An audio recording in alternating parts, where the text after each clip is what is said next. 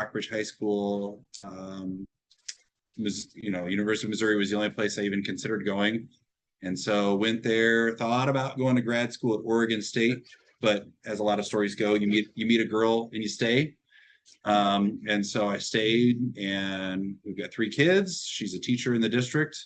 So yeah, I've been on the board since April 2023, but I've been a kid in CPS in one form or another since '86. So my wife teaches currently at Paxton Keeley Elementary School. She's a 4th grade teacher. She's also been coaching the Hickman High School cheer team for 20 years, I feel like that's probably shortballing it a little bit, but yeah, it's been a long road. So yeah, I guess I kind of give a rundown on some different things that are happening in the district right now. So we have a new superintendent that just started on June 1st.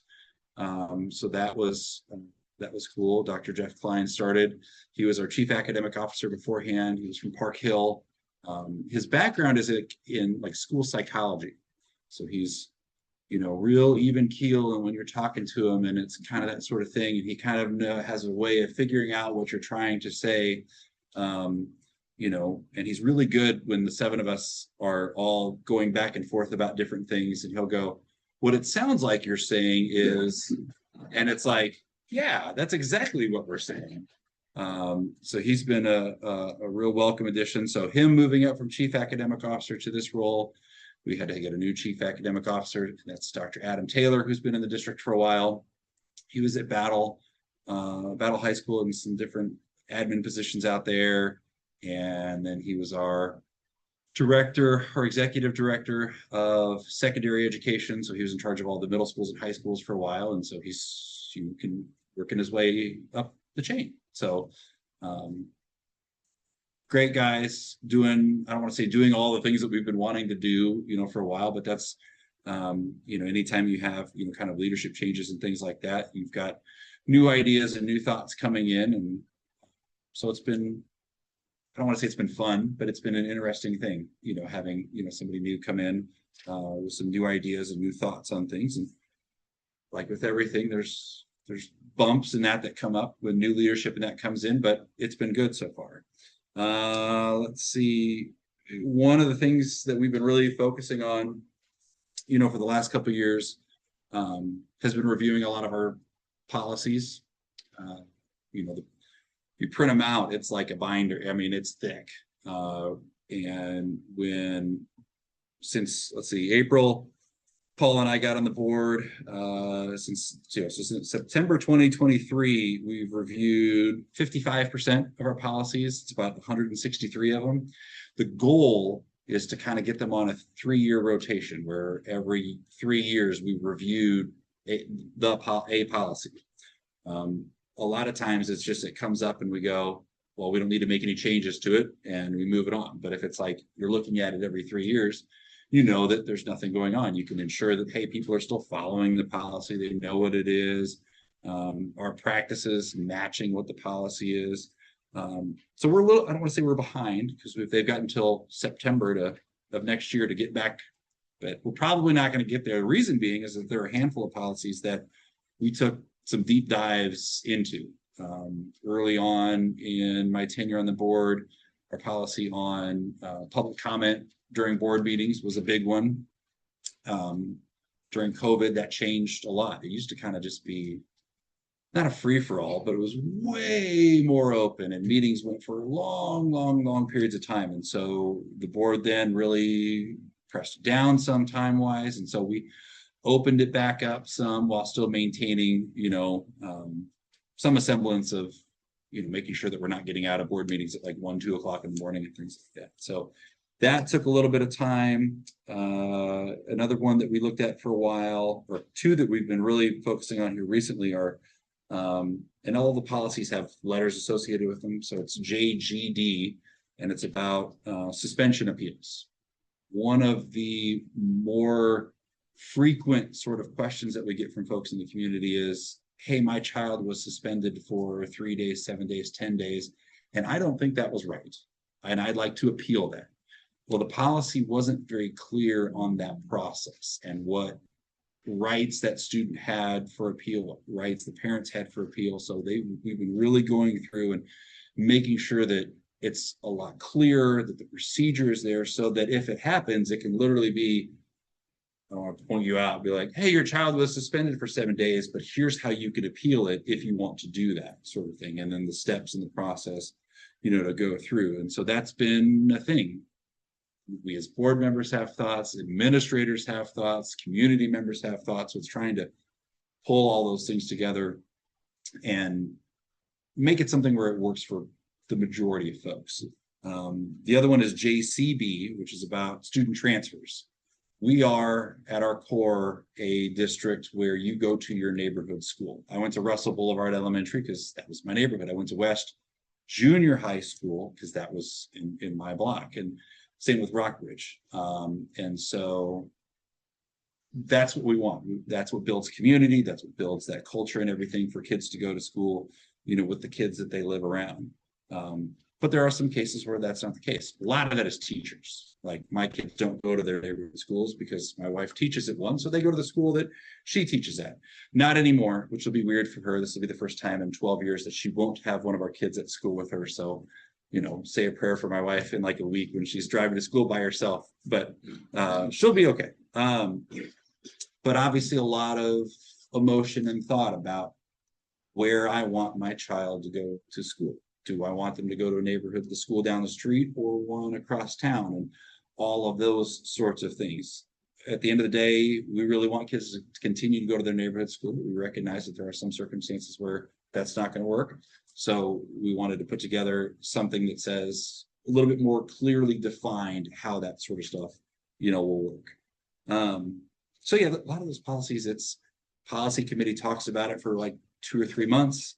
It comes to the board, we talk about it, then it goes back to the policy committee, then it comes back to us, and then we approve those changes. So sometimes it's quick, sometimes it's just some back and forth. And so, yeah, we live in, our policies are what guide, what we do. And so we want to make sure that they're all in line with practices and what makes sense for everybody.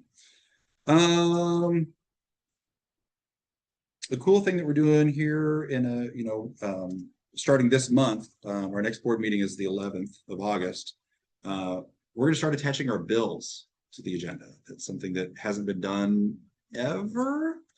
In an effort to be as transparent as possible with how we're spending y'all's money, because that's what we're doing, is we're going to attach those on there to where there'll be line items to see where one of the things that we approve every board meeting are the bills. Who are all the folks that we're paying for all of the different things that happen and that we do. And so that's going to be attached now to our agendas, to where if you really want to dive deep into that 300-page thing,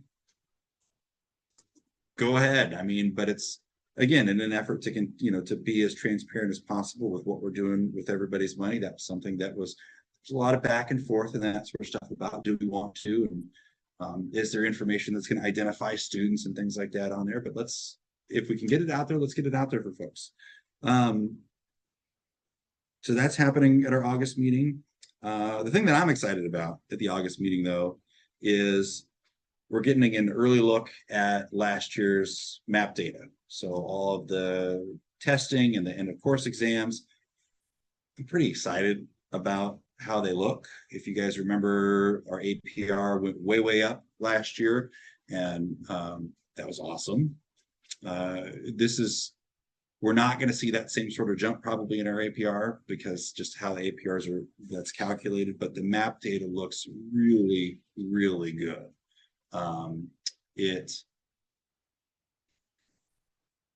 APR is why you got to do that? So APR is I'm going to click this thing here. Down. APR is our annual percentage. See, there's so many things, but effectively what it is it's our GPA for the school year. It looks at attendance, it looks at all of the testing and everything, and it boils it down to one number, which stinks because it's what we do in the school district is so much more than one number. Last year was 86.5. The year before it was 70.1. The year before, the first year that this new formula existed, it was a 70. What they do is they look at a 3-year average. If your 3-year average is under 70, that's when your accreditation starts to take a hit. So this 86.5 jump that we're seeing, we're like, so looking really, really good. I can't remember all of the things, but it was like we had the of districts our size, no one had as big a jump as we did. You know, we had like the 4th largest jump in the state. I mean, it really was a testament to a lot of the things that you know, we've been doing. And we knew that like the 70 to 70.1, that's not Columbia Public Schools. We know that. This 86.5, this is where we're supposed to be. Obviously, we're going to keep pushing for more. But, you know, having that big of a jump really, I think, helped reinforce a lot of the things that are happening. And this early map data looks really good. We're not going to get the new APR score until like November. And so we've got to wait for that to come through. But map data and the end of course examination data and things like that are pretty good indicators as to what that APR is going to look like. And we're all like excited because it's like anytime you continue to see growth and have growth, that's what we would like to see. There's one slide though in the presentation that if you watch the meeting on the 11th, that whenever we have presentations, you know, the board goes, or the district goes through and presents it all to us, and then we have a chance to ask questions. And I don't know if I'm going to do it at the very beginning or at the very end, but when it's, you know, my turn, it's weird because I'm also the president, so I get to like pick when I want to ask my questions. Do I go first? Do I go last? And things like that. But whenever it's my turn, it's going to be the second to last slide, and it has to do with attendance. And oh man, you know, our attendance is continuing to get better, kind of overall. But you know, in terms of, you know, more and more kids going to school, our CSIP, our continuous school improvement plan, has us wanting to have 90% of our students in class 90% of the time. So when you see a number, when it says 81, that means that 81% of our students were in class 90%. It's not 81% of kids are in the building every day, because that would be terrifying if we had 20% of kids not in school one day. So it's continuing, ticking up, ticking up, ticking up. The slide, though, is specifically related to map data, and it's something that I asked for a year and a half ago or so when we were looking at data, because we kept hearing kids who are in school do better than kids that aren't in school. And so I was like, well, show me the data. And it's stark. The contrast is different between students who are in class 90% of the time versus students who aren't. Like, to the point of, I think I pulled it up on my phone again, but it was, you know, in English language arts, you know, for proficiency, 51.6% of our students who are, you know, so students who are in class 90% of the time or more, 51% of proficient. If you're not in seat 90% of the time, your proficiency drops to 24%. With math, it's the same, 50 and 19. Science, it's the same, 52 and 24. Government, it's the same, 47.5 to 17. And so it's like, if we can just get these kids in school 90% of the time, it's the rate of their success on these tests and everything else goes up significantly. We're also seeing that same sort of thing with discipline. If you're in school 90% of the time or more, it's helping build that culture, that community. You know, I don't want to be like, you know how to act, but you know how to act when you're there.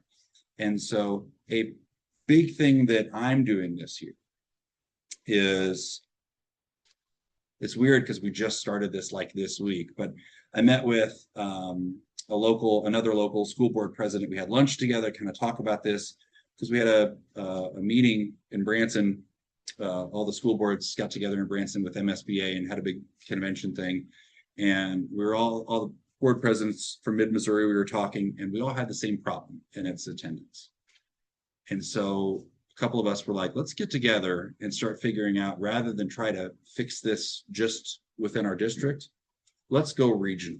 So it's we're looking at us, Southern Boone, Hallsville, North Callaway, South Callaway, and Fulton, and just combating this from a Boone County and a Callaway County sort of perspective. Can we start getting regular message? Because we all move around, and we've got folks who live in Columbia who work in Fulton and their kids go to school there, or vice versa.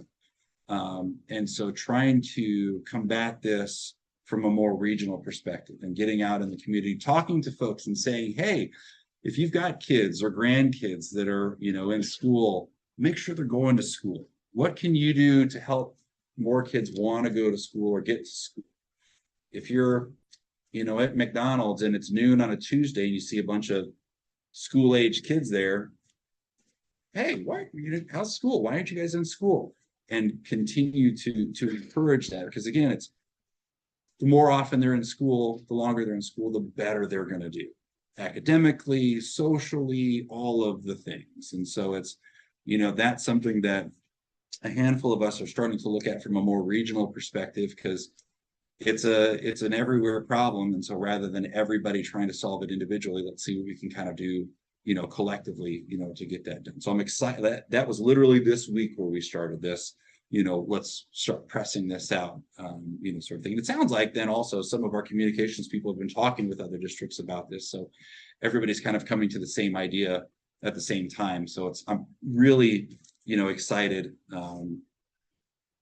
about what the potential is, for this. So what else are we doing?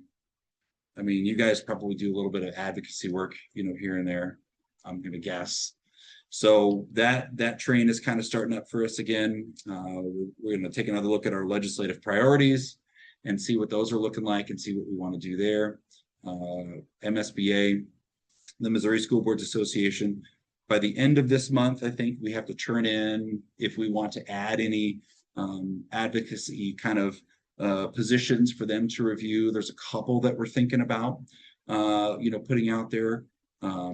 And so we'll kind of, as a board, we'll talk about those at the meeting on Monday and see if we want to put those out there. I have a feeling it's probably going to go. Specifically, it relates to payouts for superintendents. And to be as fiscally responsible as possible, it's just not a good idea when you have a contract where you got to pay somebody 3 years worth of salary if you're asking if there's a change. So we were trying to put something together to cap that at 12 months, because otherwise you're writing $1 million check that's basically just sitting there, and that's just not a good use of anybody's money. So we brought that in as a legislative priority last year for our district, and so we advocate for that when we're down in Jeff City talking with folks. And so we're going to talk to MSBA about adding that to their statewide thing. That will be an interesting discussion to have, because I think everybody probably across the district probably would go, that's a heck of an idea. But I'm going to imagine that there's going to be a lot of superintendents across the district that are going to be like, I don't like that. But hey, we're not, we're their boss, but y'all are our boss. So it makes sense to, continue to advocate, for making sure that we're spending money only if and when we have to, sort of thing. So, yeah, that's kind of the big stuff that we got going on. There's going to be a bond probably in April 2027. So we were thinking April in 2016 is the last time the district put a bond out. And at the time it was, kind of the word on the street was ask for everything, ask for the biggest number you can, and then don't come back for 10 years. Well, that's coming up. And so we've been able to stretch things out and make things work and everything. But it's, now down to a point where it's like, okay, we've got to, start doing this. The word that you're going to hear a lot, or words that you're going to hear a lot, is deferred maintenance. And the tens of millions of dollars of deferred maintenance that needs to be done, to our buildings to, keep them, if it costs $40 million to build a building, it costs millions of dollars every year to keep that thing updated and safe and all of that. And so there's a handful of our buildings that are in some desperate need, and the Band-Aids are working, but it's time to maybe do a little bit more. And so that bond is going to be something that we're going to start putting some things together and getting out there to talk about that, to make sure, again, that folks know that, hey, here's what we've been doing over the last, 10 years. here's what needs to be done, here's what we're wanting to do, you know, et cetera, so that folks know what's going on. So that'll be fun. Now, I'm not going to say that I'm not thankful that that's not also coming when I'm planning on running for re-election, but yeah. What questions do you guys have? I don't know, I ran through a whole bunch of stuff there, so.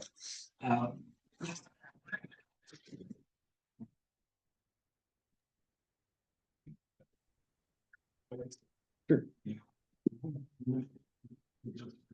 Sure. Well, I forgot one policy that we are probably going to, that we're adding kind of to our list, is a new one after, what is it, Senate Bill 68 that just passed or whatever, about cell phones in classrooms. And last year, we kind of we worked with our secondary principals and said, you guys come up with a procedure, because there's policies and procedures. You guys come up with a procedure for your buildings. We're going to say no cell phones at all whatsoever, period, in elementary schools. But secondary, we understand that there's different things, older kids. But you guys come up with your procedures. You guys come up with the rules. I don't want to come up with the rules. The district doesn't. You guys in your buildings, you come up with your rules, and then you follow them. And we'll support you in whatever that looks like. And our secondary principals did. And so we thought, okay, we were cool. Then, you know, you guys know Kathy Steinhoff? She introduced a bill that had some stuff in there about, you know, and it was similar to what our procedure was. And then it got into the thing and became a much larger, you know, sort of thing. And so that passed. And so now it's okay. So now it does look like, so we've got a procedure, we're okay. You know, as long you have to have a rule. And so we have a rule. And there's like law, you know, we have to make sure that people are following it. Otherwise the state comes down on us. So it's, you know, we've got our rule now, but do we want to codify it? Do we want to put it into a policy? And so MSBA has written a policy on the student use of personal communication devices. And that our policy committee is going to look at that policy and be like, do we want to codify this procedure? You know, because it, you know, it makes it a lot easier for us as a district to thumb down and make sure that this rule is being followed and things like that. But it's also like giving a little bit of tolerance and a little bit of leeway. I've got a freshman and a senior next year, and they always like to tell me that, you know, they have to have their cell phones out. I'm like, you don't. But, you know, so that's going to be, I imagine, a big conversation, you know, that happens. I think kind of universally, everybody is like, having them not out during instructional time is good, but then it's like, what about during lunch or during free time? Or does a teacher ever have the autonomy to be able to say, hey, it's okay right now? Well, what about students who have IEPs or 504s who may need it for one reason or another? Well, that's always been okay. They've always been able to do that. That's never been a thing where if you have an IEP or 504 that says that you need that for one reason or another, that's okay to do. But it's, how do we write that all in? So that's going to be, I'm glad I'm not on the policy committee. That's going to be a tough one to really kind of go through and figure out if we want to do it. So that's coming down the pipe almost. So.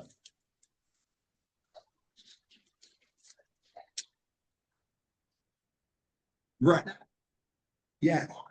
Yeah. So the law is, yeah. Yep. So the question is like, right now right now in our district, it's during, you know, the easy answer is during instructional time in an instructional environment.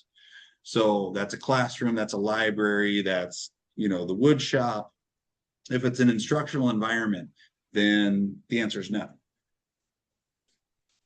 Effectively, where can you have your cell phone out? Where can you have it? And so in an instructional environment, the answer is no. There's a little bit of a difference that comes between middle schools and high schools. High schools, there's a little bit more leniency, a little bit more tolerance, where like during passing periods and during lunch and in the bathrooms, which I don't necessarily like, but it's okay to have it out. But then middle school, it's like, you know, lunch is it, not during in the hallways, not in the bathrooms, that sort of stuff. So there's a little bit more leniency that's given in some places, and then there's, you know, between the two groups, but then there's some where it's like, no. But there are, you know, are there any former teachers in the room? So it's like, you know, as we know that there are some teachers who are going to be a little bit looser with the rules than others, you know, where they're going to allow it out or may not allow it out, you know, so that's where part of that, you know, do we want to go ahead and codify it and put in policy so that there is a black and white sort of thing so that it's just easier? Will it be harder for teachers? Probably, which is kind of also, it'll be hard, you know, but I'm like of the mind, I think it's effectively, it's an out of sight thing. You can't see it. It's got to be in your pocket. It's got to be in your backpack or in your coat. So it's a tough thing.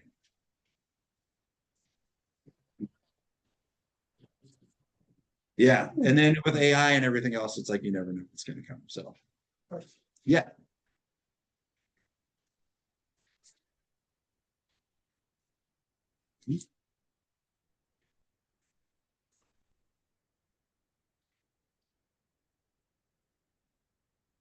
So I don't know if they heard you say that. So Sierra Club, yeah, I think endorsed you know, Paul, April, and I think they also endorsed, you know, pretty much everybody who's run here recently. And there's always kind of been that. I had a conversation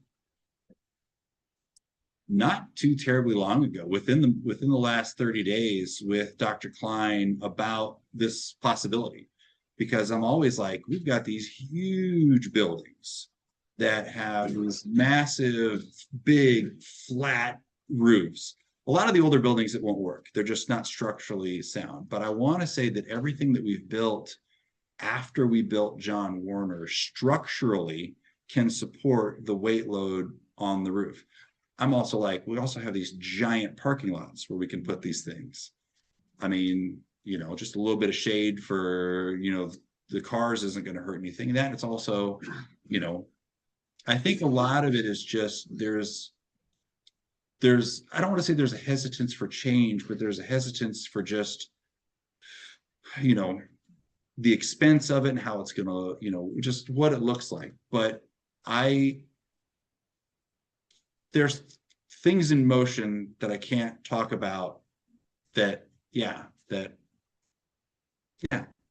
it's definitely something that we still always talk about. It's always kind of there, like, how are we, you know, how could we do this? It seems like it should be, you know, pretty easy, you know, to do, but it's definitely something that, you know, here just within the last few weeks, I started pressing on again, where I'm like, well, hey, if we've got this, why don't we give this a shot? Because we weren't expecting that. So let's see what happens. So.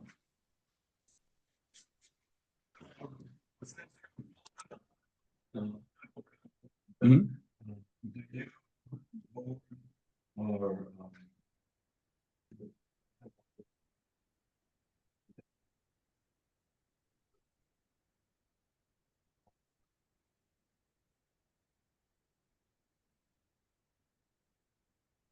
I mean, as an entity that is, you know, the majority of our funds, you know, come, you know, locally, you know, we pay attention, obviously, you know, to all of those things. And yeah, I think that's all I can really say, is that, you know, we're always watching those things and making sure that, you know, but anything that's going to positively or negatively impact, you know, the money that we have coming in, you know, we keep a very, you know, close eye on. Heather MacArthur, our chief financial officer, as much as she frustrates me at times about just, you know, things, she's really, really good at her job. I mean, the district is in a really strong, you know, financial position. One of the big, you know, it's a little odd when people hear about the fund balance and that sort of stuff and having this money that's like saved up and we have the savings. It's not really that. It's money that we've already spent. We just haven't spent it yet, because when we get the bulk of our funds in January or in December, January, February, when, you know, the tax money comes in, we've got to make it through the rest of the year. with that money. And so having those cash reserves and things like that. So, yeah, we're always watching, that sort of stuff. I know that there's a lot of folks that aren't thinking, like with this, is it going to hold up legally and all this other stuff? And just, yeah, we're always watching, always paying attention, but making sure that, regardless of what happens, that we're going to be okay. Because, yeah, the last thing we want to do is short-term lending and things like that. So we're good. Yeah. I follow up. Yeah. Can you the magnitude, the impact of ballot issues? Also, asking a question. We'll get it read.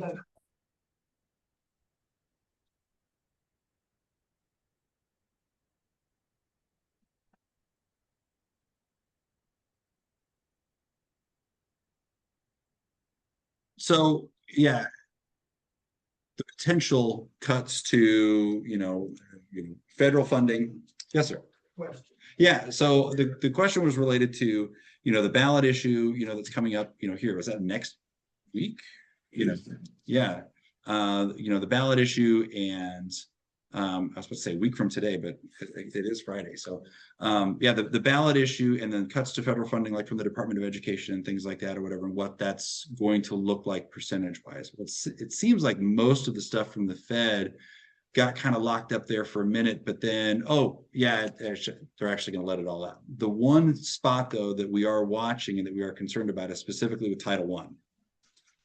And so that's something where I had a Zoom meeting earlier this week with MSBA and board presidents from around the state. And that was a big part of the discussion was, hey, make sure we're having those discussions and conversations with our finance folks to see what happens if we don't get that Title I funding. And so Title I are for those buildings that have greater than 40% of our students on that free and reduced lunch. And so we get some extra funding and different things there. So it's like, if we don't have that funding, where are we going to get that money, that funding for, those things? And so it's, the hope is that, you plan for the, we're planning for the worst, we hope for the best. And a lot of it is that right now.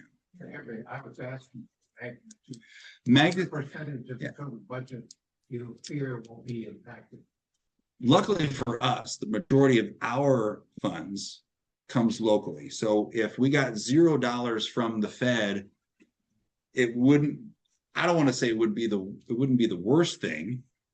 It would be bad anytime you don't get, chunks of money. I can't recall off the top of my head, but like 70%, I think, of our money comes from local. And then we get another good chunk from, the state. But then from the Fed, it's like 8 or 9. It's a tiny sliver.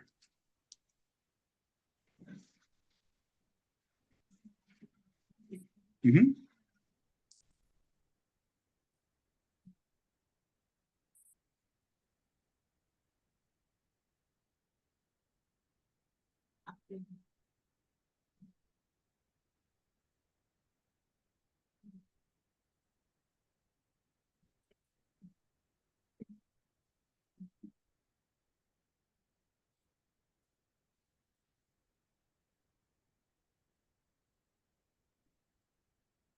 Sure.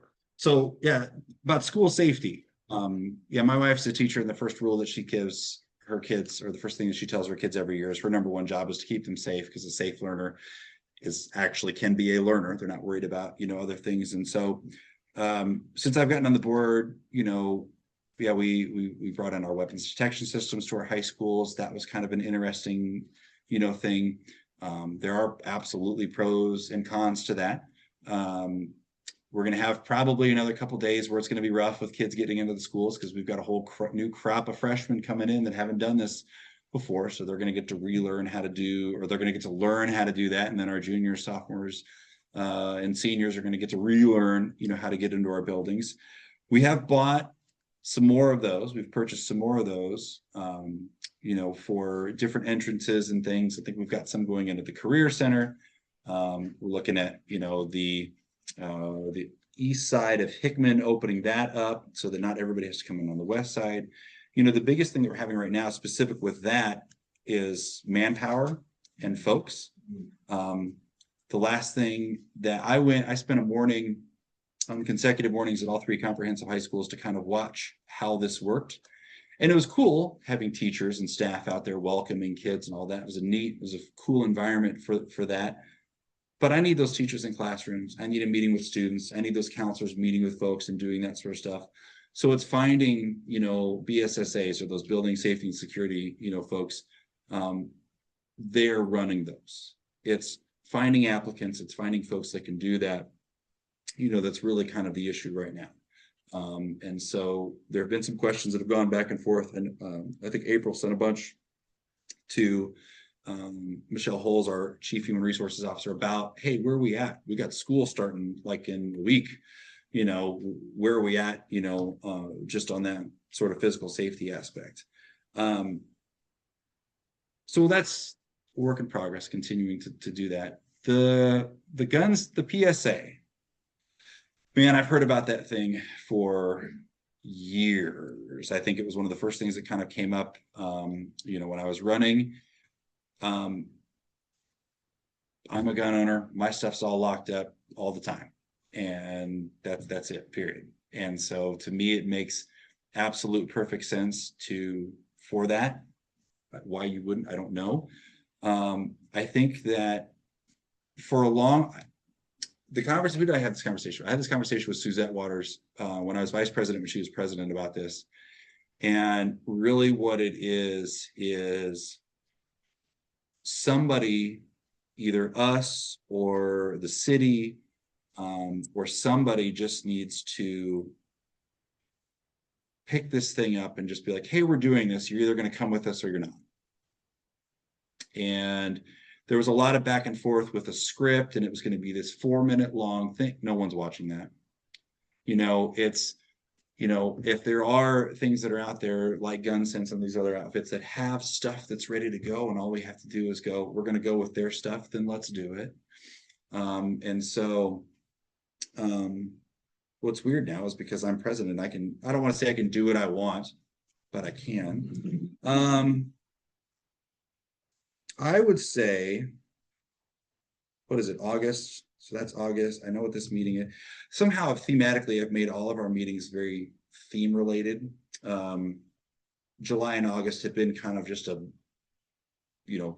cornucopia of all of the things that you do over the summer. September is going to be very special services, heavy. I have to look at, I'm pretty sure that there's a safety and security one that's coming up. And I'm confident that there'll be a discussion on that then. Yeah, because again, like I said, it's one of those things where it's like, we just need to do it because it's just do it. And because it's a public health thing. There's going to be the silly political sort of stuff that people are going to pull out. And I'm like, at the end of the day, what are we talking about? Kid safety. So that's that.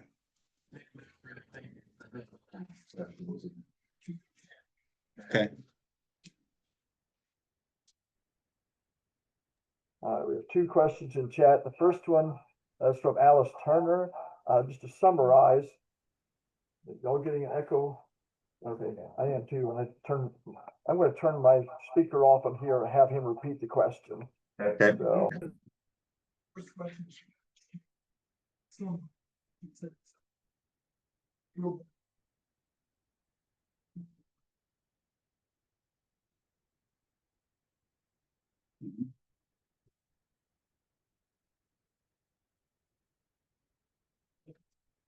Yeah, so the questions about schools being polling places more often, and I remember when Alice came and gave public comment about this, and I want to say there was a little bit of a discussion and everything after that. To be honest, I don't remember what kind of the result of that was, and I think it's more just kind of one of those it's an ease of, if it's on a school day, it's how and where, can we do it? If it's the national election and that sort of stuff, there's going to be hundreds and hundreds and hundreds of people going to every polling place, whatever, versus next Tuesday where it's like, there's probably not going to be, that many. So opening up our schools, to those things, it's like, but I absolutely understand the argument of going to a church and voting at a church when that may or may not be your church, or may or not be the denomination that you are, and going and voting in that church.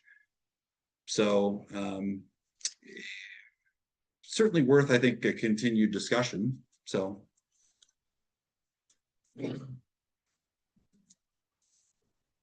But John, part of the issue is yard signs, not being able to have yard signs to advertise new candidates like when you were. I'll have to look. The easy answer is there's probably a policy against that, because I know that there is, where, there was some discussion like this past go around with whether or not board members can, advocate for, other school board candidates and that sort of stuff, because it gets weird. I'll have to, let me check on that, and I know where to find you. And you might check with the league, because they believe if the church is being used for public voting, that the churches should allow it. But of course, that's a discussion. Yeah. Thank you. Yep.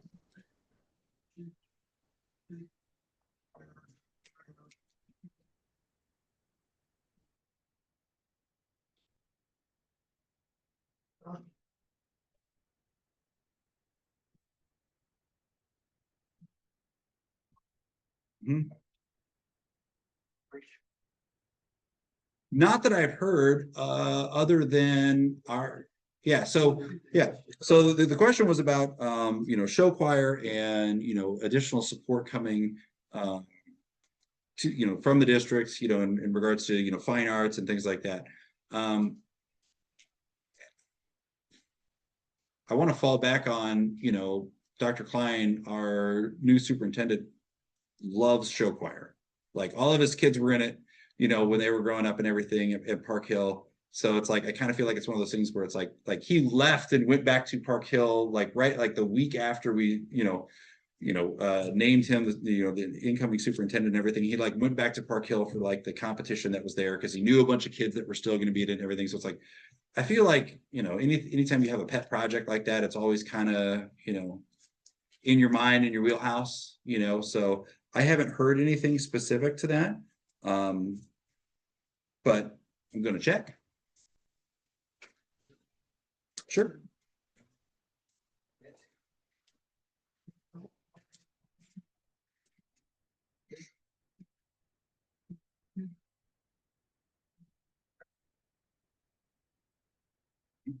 So this is related to another one of those things that came out of, I feel like it was Senate Bill 68, where homeschool students are able to compete and participate in activities in our public schools. And that is one of the other policies that MSBA, worked up. This is where it's IGDAA, and it's the resident participant student involvement in activities and events. And so it's a very, it's not, parochial schools, it's not private schools and things like that. It's a very, very specific, it's homeschooled students who get funding or, state support or whatever, support from the state, who would be able to, compete in, show choir and, football and, other activities and things like that. We haven't looked at it yet. I know that it's, I reached out to our policy committee, I reached out to Paul, our policy chair, and was like, hey, I assume we're looking at these, right? And he's like, yep, we are. They are on the list, for us to take a look at, because it's going to be new. It's going to be weird. My wife is the cheer coach at Hickman, and it's like, so she's in that world and that sort of stuff. And it's like, so how do you define whether, because it's like, has the child, was the kid at school that day? Because if it's Friday and you got football that night, if you weren't in school that day, you're not eligible to play. So how do we determine if a child who's homeschooled was at school that day? Do we call up mom or dad or whoever he's at home with and say, were they at school today? Oh yeah, they were here. They were here today. Well, how much did they do? Did they do an hour worth of work? Did they do 7 hours worth of work, 6 hours? So it's going to be, I know Misha was really watching this one, because this represents a pretty substantial change to things. Now, I think that every kid should be able to do all of these things. I mean, I'd like all of our kids to be in public schools and with us and all of that, but I certainly understand that there are absolutely going to be times when it's the best educational opportunity for that student is going to be at home with whatever that looks like. And I don't want them to not get the experience of being on a team and doing all of that. But it's also like, man, that's going to be, and if you have to maintain a certain grade point average, if you're, if you're Coach Conyers at Hickman football, and I only say that because my son's a freshman on the team now, which is cool, but it's, Coach Conyers says, hey, yeah, you got to have 3.5 GPA to play. How do we determine that for a homeschool student? If you've got to be, do so many hours of, public service or whatever, volunteer work or whatever, how do we have to provide transportation for that homeschool student to get wherever that's going? Or how is that going to work? Fundraising opportunities, all of the other things. And so it's like, that's going to be another one where it's like, man, policy committee, you guys got your work cut out for you, because we're not talking about, I don't think anyway, dozens and dozens of students. There's going to be a couple here and there, but it's like, we want to make sure that they have the right opportunities, but we got to make sure that it's like, we're all on the up and up, that Misha's cool with everything. Cause I certainly don't want a kid. This is the rabbit hole we were running down. It's like, if you live in Hickman or out at Battles District and you don't want to go to Battle, you want to play football for Rockbridge. So now you're a homeschool student and you live out there, but then you're able to, are we in what school are you going to get to go to? And so it's like, that's a whole new big thing, but to maintain that equity for all of those students, that's going to be an interesting one for sure. Well, No, you're good. Yeah. Thank you. Yeah. It doesn't seem like it seems like it was forever ago, but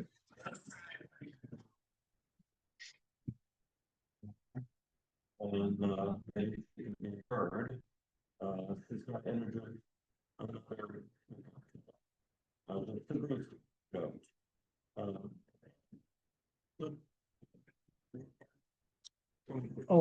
I see. Let's just go. Thank you, David. Our next speaker is our own Pam Springsteel. And she is, as you know, very active in Muleskinners. She is our treasurer. But today she'll be speaking to us as a member of the League of Women Voters, where she is on their board, where she's on the board and very active in that. Pam?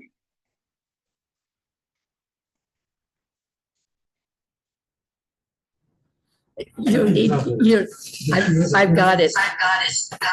so Okay. Proposition 1 is up on the screen. Let me.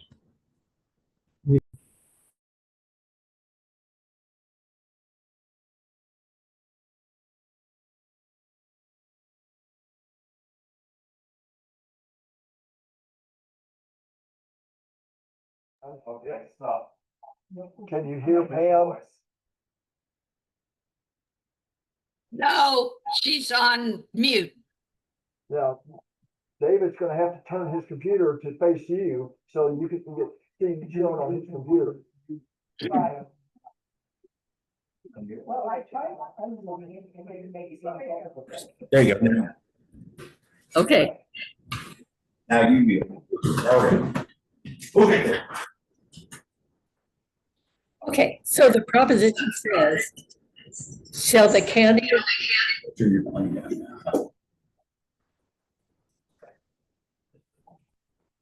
Then shall the county of Missouri exempt senior citizens from increases in the property tax liability to all taxing authorities due to such senior citizens' primary residence. So how we got this was, it was put on the ballot by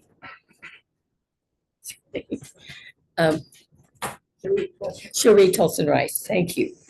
So it is separate from what we're doing now, which every year senior citizens can apply to have their real estate tax frozen.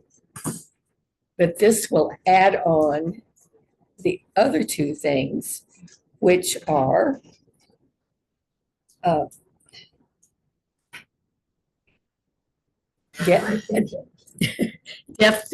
deaf pension, it's blind pension, and any bond issues put on the ballot.